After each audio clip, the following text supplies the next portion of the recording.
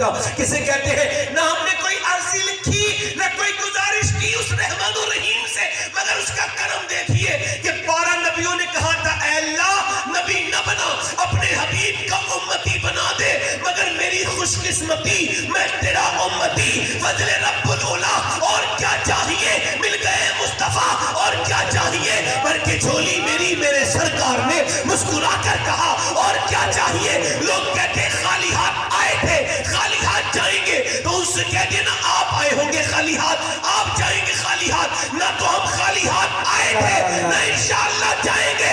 آئے تھے تو نبی کا دامن ہاتھ میں تھا, اور جب جائیں گے تو انشاءاللہ نبی کا دامن. تقریر کا عنوان ہے شکر خدا اور ذکر مصطفیٰ. سبحان اللہ. خدا کا شکر اور حضور کا ذکر. ٹھیک ہے, آپ نے آرام سے بیٹھنا ہے, جن لوگوں کو مرنا ہے آرام سے بیٹھ کے میری تقریر سنیں, ان کے لیے فائدے مند ہوگی میری تقریر. ہاں مائک میں کہہ دیجئے بھائی, توجہ ہے کہ نہیں؟ اب بیٹھیں آرام سے. اللہ کا شکر اور حضور کا. اس وقت میں جو سب سے زیادہ دیکھ رہا ہوں وہ بے چینی معاشرے میں. کیا ہے؟ دولت ہے, بہترین آلات موجود ہیں, مگر سکون نہیں ہے. پہلے کے زمانے میں نہ گاڑیاں تھیں, نہ پہلے کے زمانے میں لائٹ تھی, نہ پہلے پنکھا تھا, نہ چولہے تھے, نہ گیس کے چولہے تھے. عورتیں اگر کھانا بناتی تھی تو کئی گھنٹے انہیں لگ جاتے تھے کھانا بنانے میں. اب ایک بٹن دباتی ہیں تو کھانا بنا دیتی ہیں. آپ ذرا غور کریں, آپ اندازہ کریں, پہلے لوگ اگر کوئی یہ چاہتا کہ میں لکھنؤ چلا جاؤں تو غالباً اسے 2 دن لگ جاتے ہوں گے, مگر اب اگر وہ دوپہر کو جائے گا تو شام تک اپنے گھر لوٹ کے آ سکتا ہے. آج کا زمانہ پہلے کے زمانے سے اپ ڈیٹ ہو چکا ہے, چیزیں بڑھ چکی ہیں. پہلے 1930 میں جب ہندوستان کے اندر قحط پڑا تھا تو تقریباً 50,000 ہندوستانی بھوک سے مر گئے تھے, مگر آج ہر چیز موجود ہے. آج انسان کے پاس جو ہے نا وہ بہترین کھانے موجود ہیں, اتنے کھانے کہ اب وہ کھانے سے مر رہے ہیں. مگر اب ایک چیز جو نظر نہیں آتی وہ ہے کہ انسان پر سکون نہیں ہے. اور سکون کے بارے میں غوث اعظم ارشاد فرماتے ہیں اللہ نے دولت میں سکون نہیں رکھا ہے, شکر میں سکون رکھا ہے. پہلے کے لوگوں کے پاس کچھ نہیں تھا, نہ لائٹ. وہ جو بزرگ ہمارے, اس کا ایگو بھائی کم کر دیں, ایگو کم کریں اور آواز اس کی بیس اس کا ہلکا کریں اور ٹریبل بڑھائیں. ایگو کم کریں, اس کا ریپیٹ کم کریں بھائی.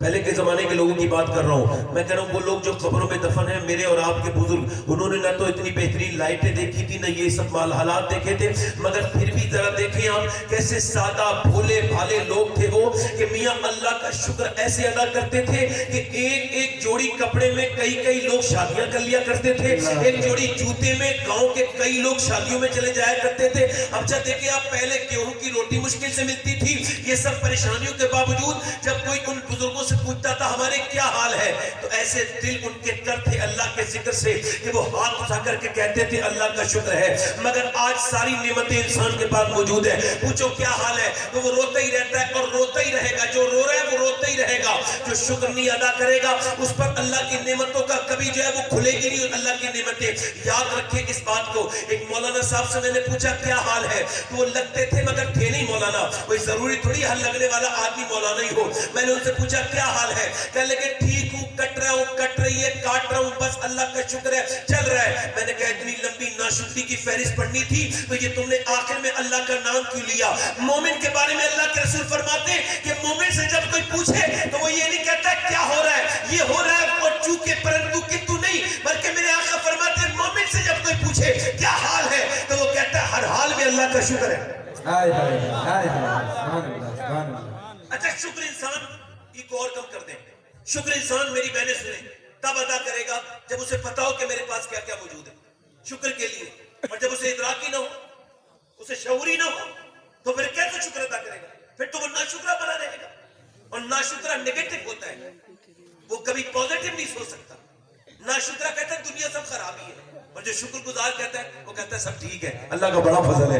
ان میں آپ دیکھ رہے ہیں یہ جتنی بھی ناشکری پاگل پن کی طرف لے کے جاتی ہے، انسان کو سائیکو بنا دیتی ہے، انسان کو ڈپریشن میں لے کر کے جاتی ہے۔ مگر شکر تو کرے گا تب جب اسے پتا ہو کہ میرے پاس کیا ہے۔ انسان سمجھتا ہے بہت بڑی میرے پاس کیا ہے۔ ایک صاحب سے میں نے کبھی شکر ادا کرے، میں نے کہا کہنے لگے میرے پاس کیا ہے؟ میں نے کہا انسان پہ میرے حساب سے جو پہلے شکر ادا کرنے کی وجہ یہ ہے کہ اللہ نے انسان کو جو انسان ہی بنا کر پیدا کیا۔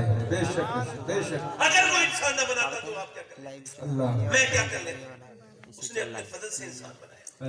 حَلَّ تَعَالَى الْإِنسَانِ حِينٌ مِّنَ الدَّهْرِ لَمْ يَكُنْ شَيْئًا مَّذْكُورًا۔ اللہ ارشاد فرماتا ہے انسان پہ ایسا دور گزرا ہے کہ وہ کوئی قابل ذکر شیء نہ تھا، اللہ نے اپنی مہربانی سے اپنے کرم سے انسان کو انسان بنایا۔ خواجہ معین الدین حسن چشتی غریب نواز اگر کسی کے بزرگ کا تعارف کرائے تو وہ کوئی چھوٹا موٹا بزرگ نہیں ہو سکتا۔ حضرت بایزید بستامی کے بارے میں خواجہ غریب نواز ارشاد فرماتے ہیں کہ جب ہم روتے ہیں نا تو ہماری آنکھوں سے صرف آنسو نکلتے ہیں، مگر جب بایزید روتے تھے تو ان کی آنکھوں سے صرف آنسو نہیں نکلتے تھے بلکہ ان کی آنکھوں سے خون نکلنے لگتا تھا۔ اللہ اکبر۔ حضرت بایزید بستامی کے بارے میں دوسرے ہندوستان کے بڑے بزرگ حضرت علی بن عثمان حجویری داتا لاہوری ارشاد فرماتے ہیں کہ بایزید بستامی نے اپنی پوری زندگی میں کبھی خربوزہ نہیں کھایا۔ کسی نے پوچھا خربوزہ کھانا تو سنت ہے، آپ خربوزہ کیوں نہیں کھاتے ہیں؟ آپ فرمانے لگے اس وجہ سے نہیں کھاتا ہوں کہ مجھے پتا تو ہے کہ سنت ہے، مگر یہ پتا نہیں خربوزے کو کس طرف سے کاٹ کے کھانا سنت ہے، اس وجہ سے میں خربوزہ نہیں کھاتا۔ امام غزالی لکھا ان کا ایک غلام تھا، اس کا نام تھا زید۔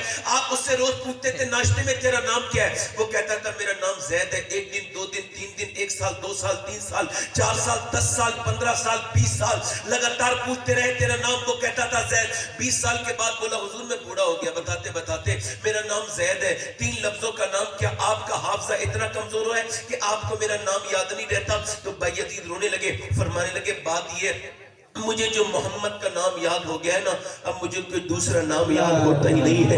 یہی دیوانہ پن بروز قیامت کام آتا ہے، کسی کا نام لوں لیکن نبی کا نام آتا ہے۔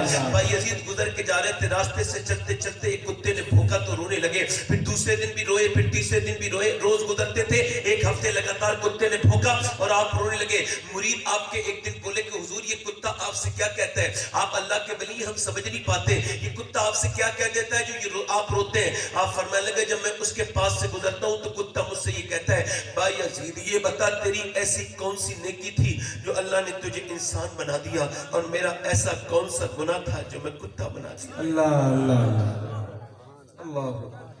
اس نے انسان بنایا۔ انسان بنا کے اگر چھوڑ دیتا تو انسان اور پتھر جہنم کا ایندھن ہے۔ پھر اس نے فضل کیا، مسلمان بنا دیا، اور مسلمان بنانے کے بعد اس کا کرم رکا نہیں۔ بولے تو صحیح سبحان اللہ۔